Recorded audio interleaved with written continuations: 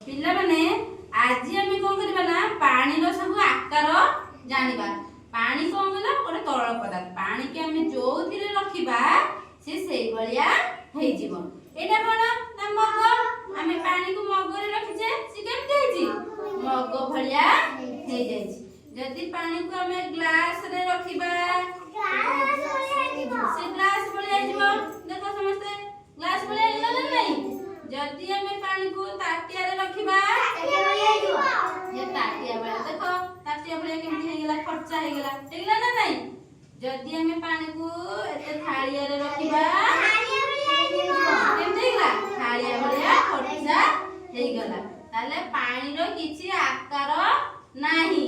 पानी को आम जोथिरे रखिबा से सेई भलिया हे जीवो हैला।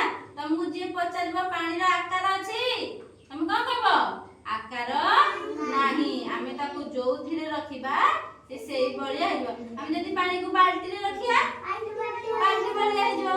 जदि पानी को आमे ढाळ रे रखिबा ढाळ भलिया हे जीवो हैला। जदि पानी को आमे कंसा रे रखिबा कंसा भलिया हे जीवो हैला। ताला आज आमे कोन जानिले पानी रो आकार